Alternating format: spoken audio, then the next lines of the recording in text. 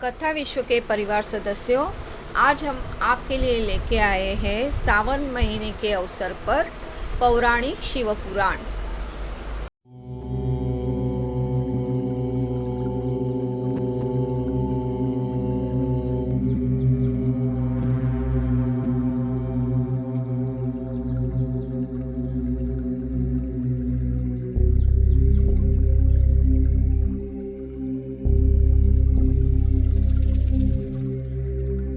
शिव पुराण महात्म्य तीसरा अध्याय।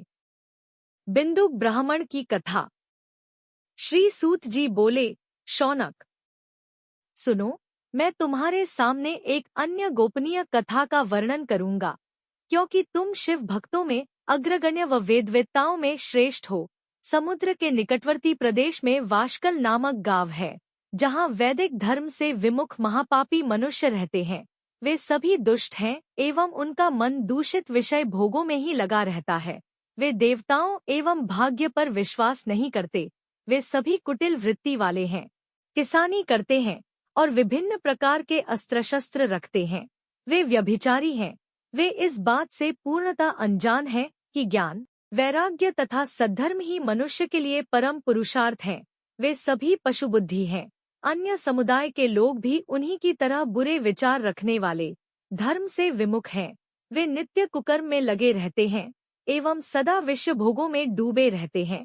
वहाँ की स्त्रियां भी बुरे स्वभाव की, स्वेच्छाचारिणी, पाप में डूबी, कुटिल सोच वाली और व्यभिचारिणी हैं। वे सभी सद्व्यवहार तथा सदाचार से सर्वथा शून्य हैं। वहाँ सिर्फ दुष्टों का निवास है। वाशकल नामक गांव में बिंदुक नाम का एक ब्राह्मण रहता था। वह अधर्मी, दुरात्मा एवं महापापी था। उसकी स्त्री बहुत सुंदर थी। उसका नाम चंचुला था। वह सदा उत्तम धर्म का पालन करती थी, परंतु बिंदुक वेश्यागामी था।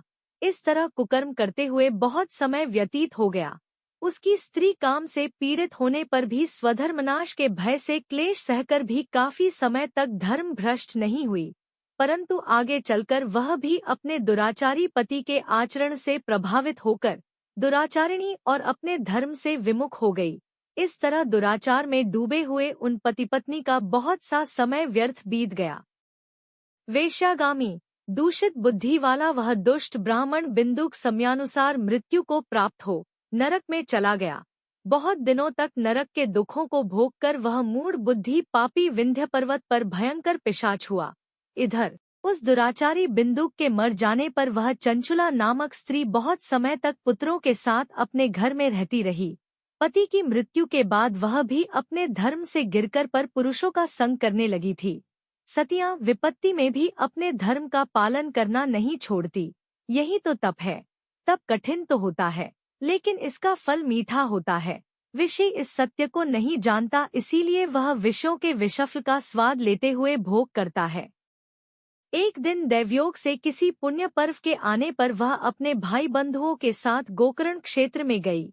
उसने तीर्थ के जल में स्नान किया एवं बंधुजनों के साथ यत्र तत्र घूमने लगी।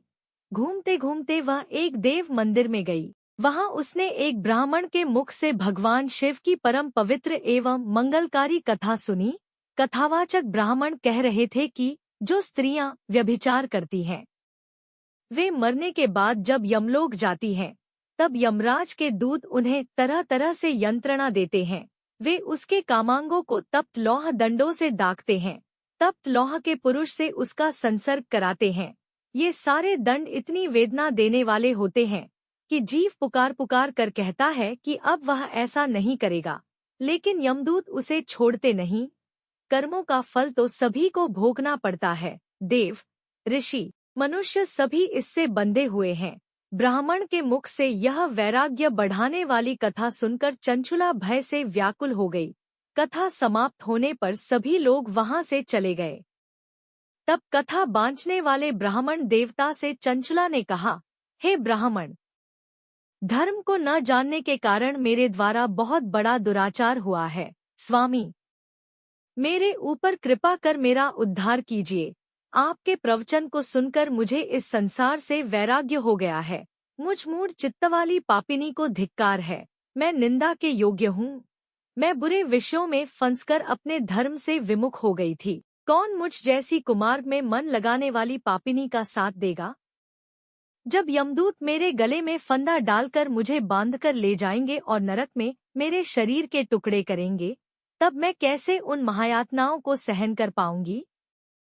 मैं सब प्रकार से नष्ट हो गई हूँ, क्योंकि अभी तक मैं हर तरह से पाप में डूबी रही हूँ। हे ब्राह्मण, आप मेरे गुरु हैं, आप ही मेरे माता पिता हैं। मैं आपकी शरण में आई हूँ, मुझ अबला का अब आप ही उद्धार कीजिए। सूत जी कहते हैं, शौनक, इस प्रकार विलाप करती हुई चंचुला ब्राह्मण देवता के चरणों में गिर पड़ी। तब ब्राह्मण ने उसे कृपापूर्वक उठाया और इस प्रकार कहा।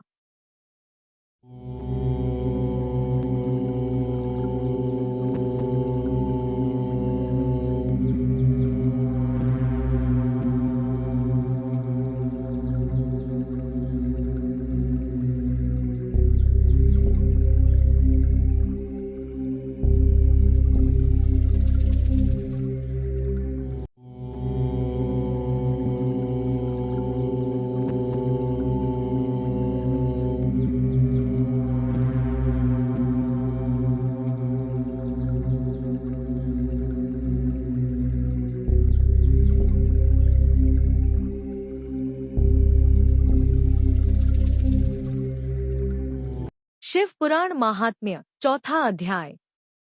चंचुला की शिव कथा सुनने में रुचि और शिवलोक गमन। ब्राह्मण बोले, नारी, तुम सौभाग्यशाली हो, जो भगवान शंकर की कृपा से तुमने वैराग्यपूर्ण शिव पुराण की कथा सुनकर समय से अपनी गलती का एहसास कर लिया है। तुम डरो मत और भगवान शिव की शरण में जाओ, उनकी परम कृपा से तुम्हारे सभी पाप नष्ट हो जाएंगे। मैं तुम्हें भगवान शिव की कथा सहित वह मार्ग बताऊंगा जिसके द्वारा तुम्हें सुख देने वाली उत्तम गति प्राप्त होगी। शिव कथा सुनने से तुम्हारी बुद्धि शुद्ध हो गई है और तुम्हें पश्चाताप हुआ है तथा मन में वैराग्य उत्पन्न हुआ है। पश्चाताप ही पाप करने वाले पापियों के लिए सबसे बड़ा प्रायश्चित है। पश्चाताप ही पापों का शोधक है, इससे ही पापों की शुद्धि होती है। सत्पुरुषों के अनुसार पापों की शुद्धि के लिए प्रायश्चित पश्चाताप से ही संपन्न होता है। जो मनुष्य अपने कुकर्म के लिए पश्चाताप नहीं करता वह उत्तम गति प्राप्त नहीं करता, परंतु जिसे अपने कुकृत्य पर हार्दिक पश्चाताप होता है वह अवश्य उत्तम गति का भागीदार होता है, इसमें कोई शक नहीं है। शिव पुराण की कथा सुनने से चित्त की शुद्धि एवं मन निर्मल हो जाता है। शुद्ध चित्त में ही भगवान शिव व पार्वती का वास होता है। वह शुद्धात्मा पुरुष सदाशिव के पद को प्राप्त होता है। इस कथा का श्रवण सभी मनुष्यों के लिए कल्याणकारी है, अतः इसकी आराधना व सेवा करनी चाहिए। यह कथा भवबंधन रूपी रोग का नाश करने वाली है। भगवान शिव की कथा सुनकर हृदय में उसका मनन करना चाहिए, इससे चित्त की शुद्धि होती है।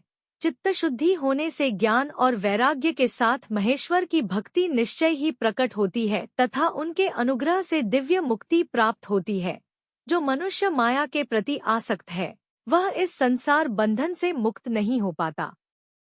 हे ब्राह्मण पत्नी, तुम अन्य विषयों से अपने मन को हटाकर भगवान शंकर की इस परम पावन कथा को सुनो, इससे तुम्हारे चित्त की शुद्धि होगी और तुम्हें मोक्ष की प्राप्ति होगी। जो मनुष्य निर्मल हृदय से भगवान शिव के चरणों का चिंतन करता है उसकी एक ही जन्म में मुक्ति हो जाती है। सूत जी कहते हैं, शौनक, यह कहकर वे ब्राह्मण चुप हो गए। उनका हृदय करुणा से भर गया, वे ध्यान में मग्न हो गए। ब्राह्मण का उक्त उपदेश सुनकर चंचुला के नेत्रों में आनंद के आंसू छलक आए। वह हर्ष भरे हृदय से ब्राह्मण देवता के चरणों में गिर गई और हाथ जोड़कर बोली, मैं कृतार्थ हो गई। हे ब्राह्मण, शिव भक्तों में श्रेष्ठ स्वामिन आप धन्य हैं। आप परमार्थदर्शी हैं और सदा परोपकार में लगे रहते हैं। साधो, मैं नरक के समुद्र में गिर रही हूँ, कृपा कर मेरा उद्धार कीजिए। जिस पौराणिक व अमृत के समान सुंदर शिव पुराण कथा की बात आपने की है उसे सुनकर ही मेरे मन में वैराग्य उत्पन्न हुआ है। उस अमृतमयी शिव पुराण कथा को सुनने के लिए मेरे मन में बड़ी श्रद्धा हो रही है, कृपया आप मुझे उसे सुनाइए। सूत जी कहते हैं, शिव पुराण की कथा सुनने की इच्छा मन में लिए हुए चंचुला उन ब्राह्मण देवता की सेवा में वहीं रहने लगी। उस गोकर्ण नामक महाक्षेत्र में उन ब्राह्मण देवता के मुख से चंचुला शिव पुराण की भक्ति, ज्ञान और वैराग्य बढ़ाने वाली और मुक्ति देने वाली परम उत्तम कथा सुनकर कृतार्थ हुई। उसका चित्त शुद्ध हो गया। वह अपने हृदय में शिव के सगुण रूप का चिंतन करने लगी। वह सदैव शिव के सच्चिदानंदमय स्वरूप का स्मरण करती थी। तत्पश्चात अपना समय पूर्ण होने पर चंचुला ने बिना किसी कष्ट के अपना शरीर त्याग दिया। उसे लेने के लिए एक दिव्य विमान वहां पहुंचा। यह विमान शोभा साधनों से सजा था एवं शिव गणों से सुशोभित था। चंचुला विमान से शिवपुरी पहुंची। उसके सारे पाप धुल गए। वह दिव्यांगना हो गई। वह गौरांगी देवी मस्तक पर अर्धचंद्र का मुकुट व अन्य दिव्य आभूषण पहने शिवपुरी पहुंची। वहां उसने सनातन देवता त्रिनेत्रधारी महादेव शिव को देखा। सभी देवता उनकी सेवा में भक्तिभाव से उपस्थित थे। उनकी अंग कांति करोड़ों सूर्यों के समान प्रकाशित हो रही थी। 5 मुख और हर मुख में 3-3 नेत्र थे। मस्तक पर अर्धचंद्राकार मुकुट शोभायमान हो रहा था। कंठ में नील चिन्ह था। उनके साथ में देवी गौरी विराजमान थी, जो विद्युत पुंज के समान प्रकाशित हो रही थी। महादेव जी की कांति कपूर के समान गौर थी। उनके शरीर पर श्वेत वस्त्र थे तथा शरीर श्वेत भस्म से युक्त था। इस प्रकार भगवान शिव के परम उज्ज्वल रूप के दर्शन कर चंचुला बहुत प्रसन्न हुई। उसने भगवान को बारंबार प्रणाम किया और हाथ जोड़कर प्रेम, आनंद और संतोष से युक्त हो विनीत भाव से खड़ी हो गई। उसके नेत्रों से आनंदाश्रुओं की धारा बहने लगी। भगवान शंकर व भगवती गौरी उमा ने करुणा के साथ सौम्य दृष्टि से देखकर चंचुला को अपने पास बुलाया। गौरी उमा ने उसे प्रेमपूर्वक अपनी सखी बना लिया। चंचुला सुखपूर्वक भगवान शिव के धाम में उमा देवी की सखी के रूप में निवास करने लगी।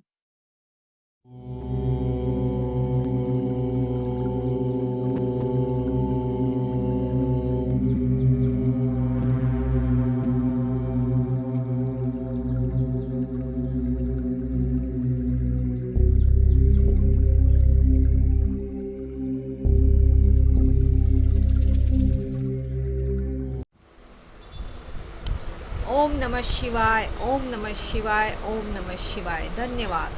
तो दोस्तों, कैसे लगी आपको हमारी ये पौराणिक जानकारी? ज़रूर हमें कमेंट करके बता दीजिए और हमारा चैनल सब्सक्राइब कीजिए और बेल बटन अवश्य दबाइए ताकि नई जानकारी आप तक पहुँचे। धन्यवाद।